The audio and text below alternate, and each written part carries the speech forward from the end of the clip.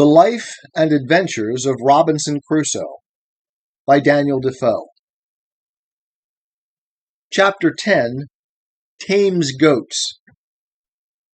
I cannot say that after this, for 5 years, any extraordinary thing happened to me, but I lived on in the same course, in the same posture and place as before. The chief things I was employed in, besides my yearly labor of planting my barley and rice and curing my raisins, of both of which I always kept up just enough to have sufficient stock of 1 year's provisions beforehand.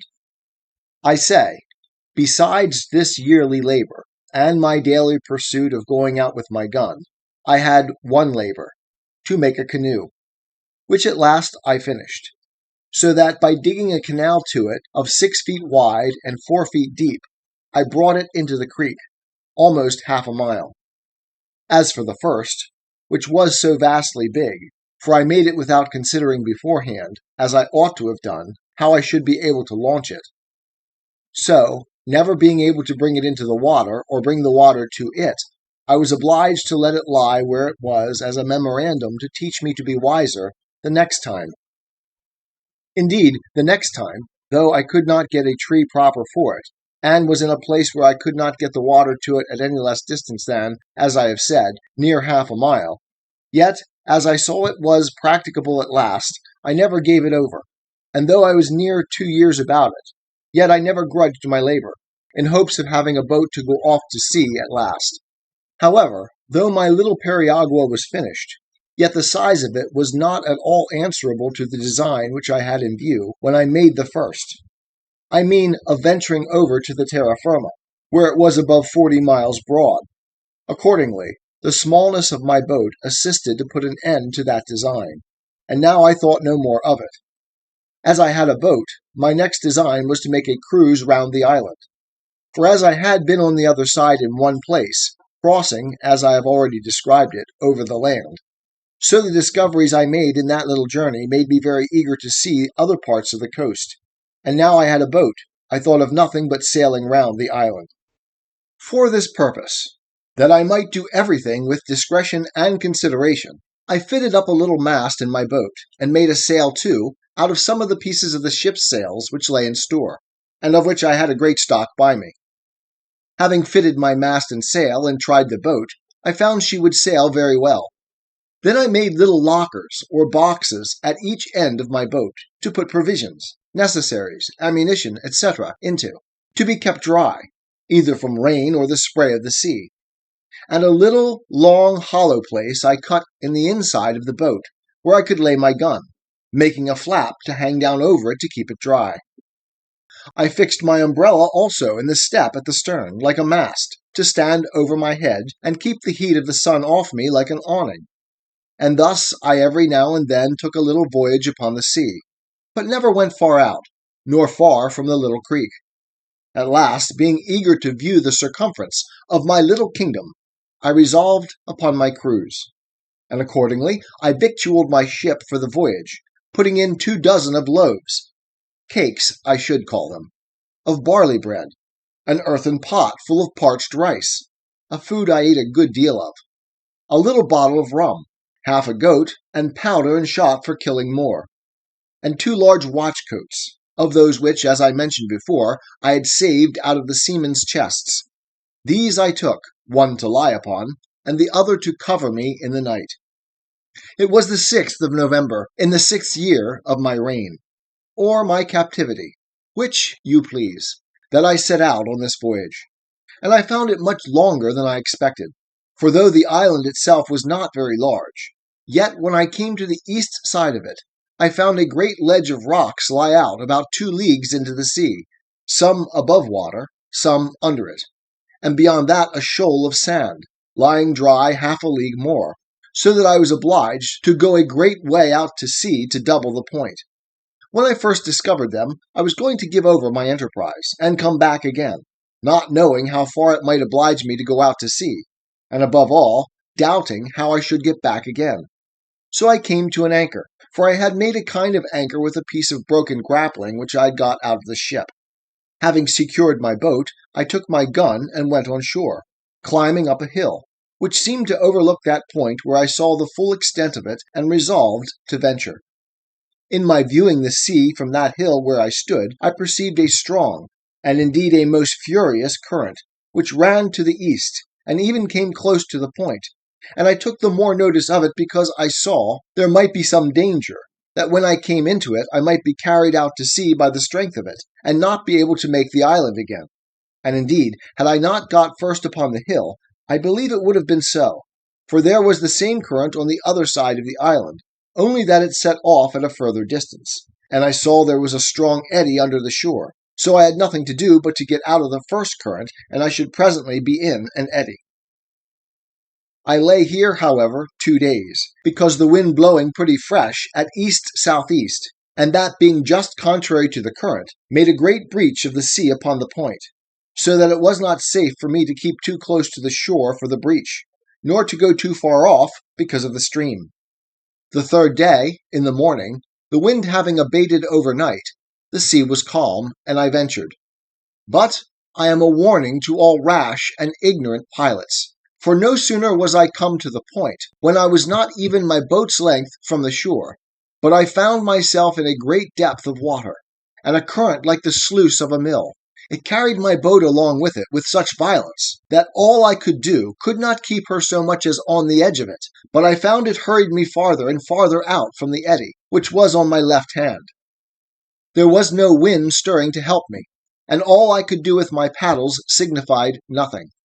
And now I began to give myself over for lost, for as the current was on both sides of the island, I knew in a few leagues' distance they must join again, and then I was irrecoverably gone, nor did I see any possibility of avoiding it, so that I had no prospect before me but of perishing, not by the sea, for that was calm enough, but of starving from hunger.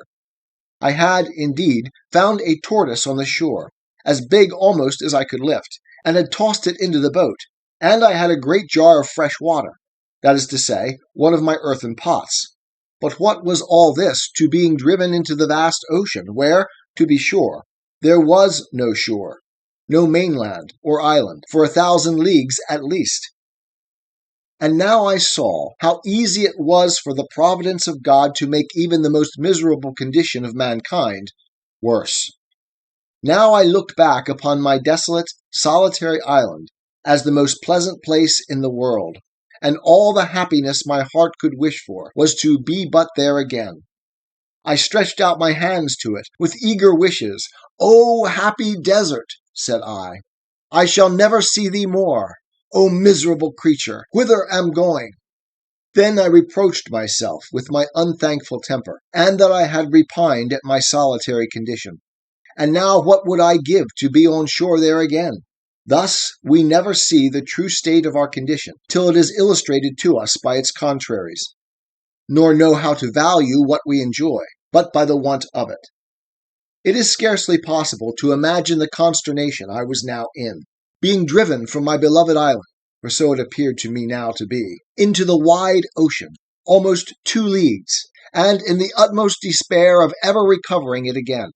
However, I worked hard till, indeed, my strength was almost exhausted, and kept my boat as much to the northward, that is, towards the side of the current which the eddy lay on, as possibly I could.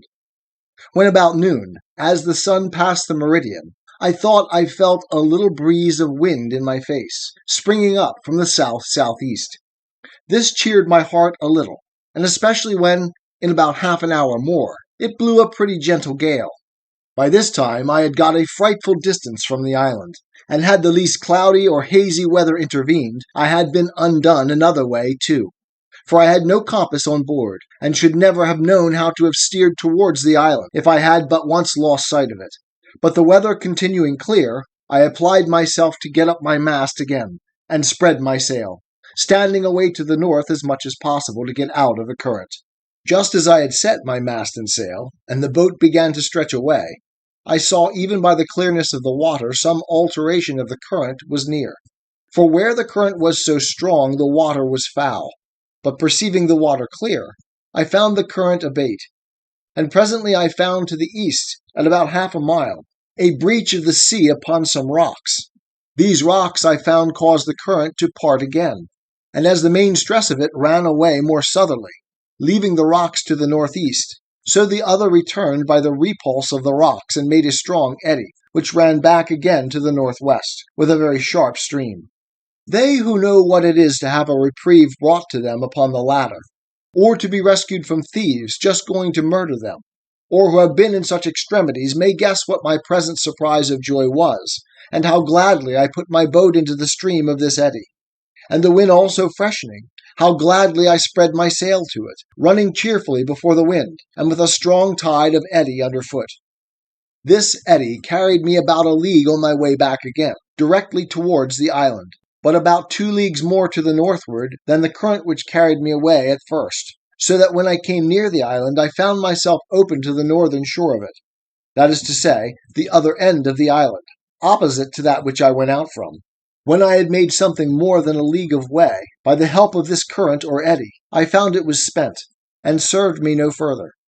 However, I found that being between 2 great currents, namely that on the south side, which had hurried me away, and that on the north, which lay about a league on the other side, I say between these 2, in the wake of the island, I found the water at least still, and running no way, and having still a breeze of wind fair for me, I kept on steering directly for the island, though not making such fresh way as I did before.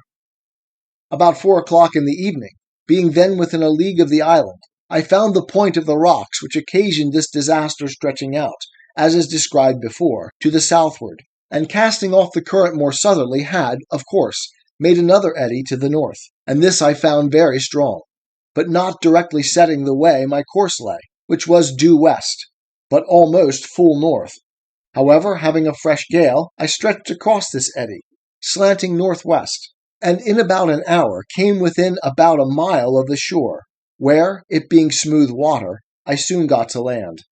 When I was on shore, I fell on my knees and gave God thanks for my deliverance, resolving to lay aside all thoughts of my deliverance by my boat, and refreshing myself with such things as I had, I brought my boat close to the shore, in a little cove that I had spied under some trees, and laid me down to sleep, being quite spent with the labor and fatigue of the voyage.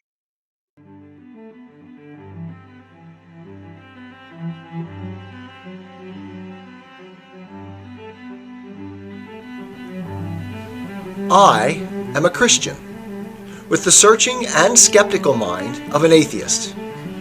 I don't want to believe anything that isn't true. I know both sides of the looking glass, and I know them with open eyes. I choose Christ's side. I invite you to join me from wherever you stand before the looking glass. That's this week's episode. Thanks for listening, and remember, you can have your religious cake and eat it too.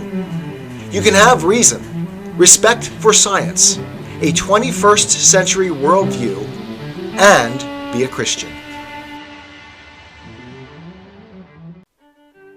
Life is complex. Join us for the simple gifts of wisdom, love, and delight in the written word. The Life and Adventures of Robinson Crusoe by Daniel Dafoe. Chapter 10, Tames Goats, Part 2. I was now at a great loss which way to get home with my boat. I had run so much hazard, and knew too much of the case, to think of attempting it by the way I went out.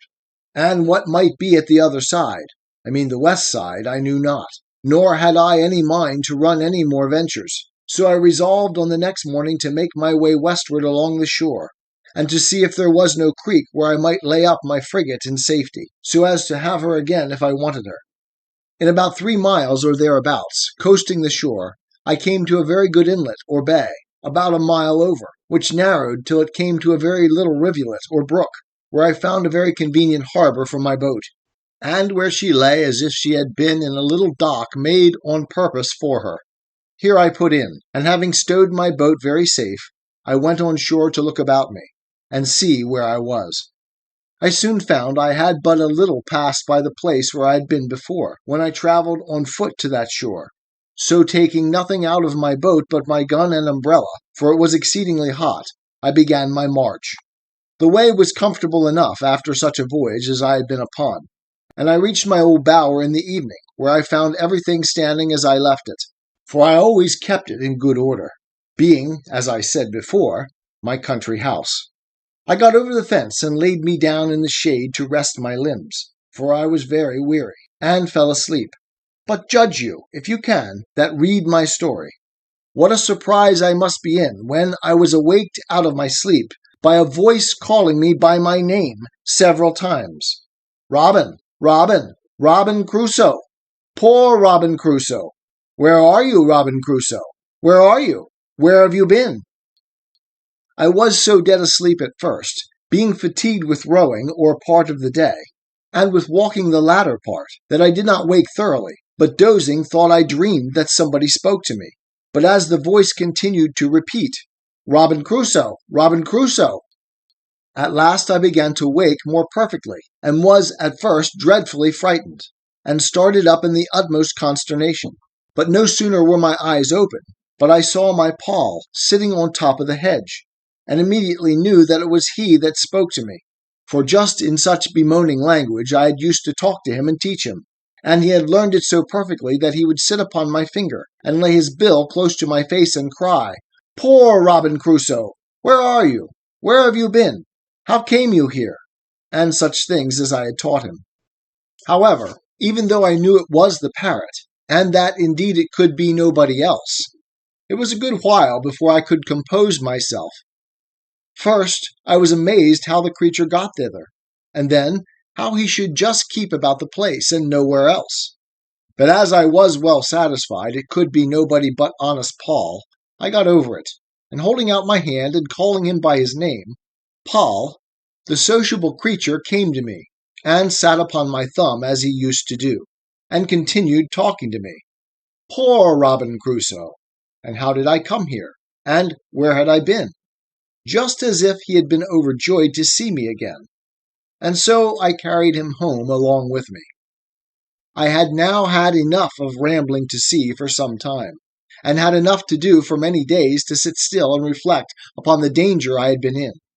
I would have been very glad to have had my boat again on my side of the island, but I knew not how it was practicable to get it about. As to the east side of the island, which I had gone round, I knew well enough there was no venturing that way. My very heart would shrink, and my very blood run chill, but to think of it. And as to the other side of the island, I did not know how it might be there, but supposing the current ran with the same force against the shore at the east as it passed by it on the other, I might run the same risk of being driven down the stream and carried by the island, as I had been before of being carried away from it. So with these thoughts I contented myself to be without any boat, though it had been the product of so many months' labor to make it, and of so many more to get it into the sea. In this government of my temper I remained near a year, and lived a very sedate, retired life, as you may well suppose, and my thoughts being very much composed as to my condition, and fully comforted in resigning myself to the dispositions of Providence, I thought I lived really very happily in all things except that of society. I improved myself in this time in all the mechanic exercises which my necessities put me upon applying myself to, and I believe I should, upon occasion, have made a very good carpenter, especially considering how few tools I had. Besides this, I arrived at an unexpected perfection in my earthenware, and contrived well enough to make them with a wheel, which I found infinitely easier and better, because I made things round and shaped, which before were filthy things indeed to look on. But I think I was never more vain of my own performance, or more joyful for anything I found out, than for my being able to make a tobacco pipe. And though it was a very ugly, clumsy thing when it was done, and only burned red like other earthenware, yet as it was hard and firm, and would draw the smoke, I was exceedingly comforted with it, for I had been always used to smoke. And there were pipes in the ship, but I forgot them at first, not thinking there was tobacco in the island, and afterwards, when I searched the ship again, I could not come at any pipes. In my wickerware also I improved much, and made abundance of necessary baskets, as well as my invention showed me, though not very handsome, Yet they were such as were very handy and convenient for laying things up in, or fetching things home. For example, if I killed a goat abroad, I could hang it up in a tree, flay it, dress it, and cut it in pieces, and bring it home in a basket. And the like by a turtle. I could cut it up, take out the eggs and a piece or two of the flesh, which was enough for me, and bring them home in a basket, and leave the rest behind me. Also, large, deep baskets were the receivers of my corn, which I always rubbed out as soon as it was dry and cured, and kept in great baskets. I began now to perceive my powder abated considerably. This was a want which it was impossible for me to supply, and I began seriously to consider what I must do when I should have no more powder. That is to say, how I should kill any goats. I had, as is observed in the 3rd year of my being here, kept a young kid, and bred her up tame. And I was in hopes of getting a he-goat, but I could not by any means bring it to pass, till my kid grew an old goat. And as I could never find in my heart to kill her, she died at last of mere age. But being now in the 11th year of my residence, and, as I have said, my ammunition growing low, I set myself to study some art to trap and snare the goats, to see whether I could not catch some of them alive, and particularly I wanted a she-goat, great with young. For this purpose I made snares to hamper them, and I do believe they were more than once taken in them, but my tackle was not good, for I had no wire, and I always found them broken and my bait devoured. At length I resolved to try a pitfall, so I dug several large pits in the earth in places where I had observed the goats used to feed, and over those pits I placed hurdles of my own making too, with a great weight upon them, and several times I put ears of barley and dry rice without setting the trap, and I could easily perceive that the goats had gone in and eaten up the corn, for I could see the marks of their feet. At length I set 3 traps in one night, and going the next morning I found them all standing, and yet the bait eaten and gone. This was very discouraging. However, I altered my traps, and not to trouble you with particulars, going one morning to see my traps, I found in one of them a large old he-goat, and one of the others 3 kids, a male and 2 females. As to the old one, I knew not what to do with him. He was so fierce, I durst not go into the pit to him, that is to say, to bring him away alive, which was what I wanted. I could have killed him, but that was not my business, nor would it answer my end. So I even let him out, and he ran away, as if he had been frightened out of his wits. But I did not then know what I afterwards learned, that hunger will tame a lion. If I had let him stay 3 or 4 days without food, and then have carried him some water to drink and then a little corn, he would have been as tame as one of the kids. For they are mighty sagacious, tractable creatures where they are well used. However, for the present, I let him go, knowing no better at that time. Then I went to the 3 kids, and taking them one by one, I tied them with strings together, and with some difficulty brought them all home. It was a good while before they would feed, but throwing them some sweet corn, it tempted them, and they began to be tame. And now I found that if I expected to supply myself with goat's flesh, when I had no powder or shot left, breeding some up tame was my only way, when, perhaps, I might have them about my house like a flock of sheep. But then it occurred to me that I must keep the tame from the wild, or else they would always run wild when they grew up. And the only way for this was to have some enclosed piece of ground, well fenced either with hedge or pale, to keep them in so effectually that those within might not break out, or those without break in. This was a great undertaking for one pair of hands, yet, as I saw there was an absolute necessity for doing it, my first work was to find out a proper piece of ground, where there was likely to be herbage for them to eat, water for them to drink, and cover to keep them from the sun. Those who understand such enclosures will think I had very little contrivance when I pitched upon a place very proper for all these, being a plain, open piece of meadowland, or savanna, as our people call it in the western colonies, which had 2 or 3 little drills of fresh water in it, and at one end was very woody. I say, they will smile at my forecast when I shall tell them I began by enclosing this piece of ground in such a manner that my hedge or pale, must have been at least 2 miles about. Nor was the madness of it so great as to the compass, for if it was 10 miles about, I was like to have time enough to do it in. But I did not consider that my goats would be as wild in so much compass as if they had had the whole island, and I should have so much room to chase them in that I should never catch them. My hedge was begun and carried on, I believe, about 50 yards when this thought occurred to me. So I presently stopped short, and for the beginning I resolved to enclose a piece of about 150 yards in length, and 100 yards in breadth, which, as it would maintain as many as I should have in any reasonable time, so as my stock increased, I could add more ground to my enclosure. This was acting with some prudence, and I went to work with courage. I was about 3 months hedging in the first piece, and till I had it done, I tethered the 3 kids in the best part of it, and used them to feed as near me as possible, to make them familiar. And very often I would go and carry them some ears of barley, or a handful of rice, and feed them out of my hand, so that after my enclosure was finished and I let them loose, they would follow me up and down, bleating after me for a handful of corn. This answered my end, and in about 1.5 years I had a flock of about 12 goats, kids and all, and in 2 years more I had 43, besides several that I took and killed for my food. After that I enclosed 5 several pieces of ground to feed them in, with little pens to drive them, to take them as I wanted, and gates out of one piece of ground into another.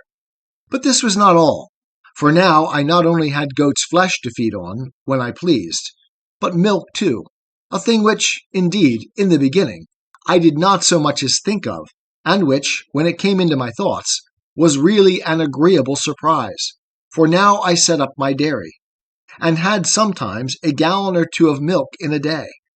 And as nature, who gives supplies of food to every creature, dictates even naturally how to make use of it, so I, that had never milked a cow, much less a goat, or seen butter or cheese made, only when I was a boy, after a great many essays and miscarriages, made both butter and cheese at last. Also salt, though I found it partly made to my hand by the heat of the sun upon some of the rocks of the sea, and never wanted it afterwards. How mercifully can our Creator treat his creatures, even in those conditions in which they seem to be overwhelmed in destruction? How can he sweeten the bitterest providences, and give us cause to praise him for dungeons and prisons? What a table was here spread for me in the wilderness, where I saw nothing at first but to perish for hunger. 'Tis the gift to be simple, 'tis the gift to be free, 'tis the gift to come down where we ought to be, and when we find ourselves in the place just right, 'twill be in the valley of love and delight. When true simplicity is gained, to bow and to bend, we will not be ashamed. To turn will be our delight, till by turning, we come round right.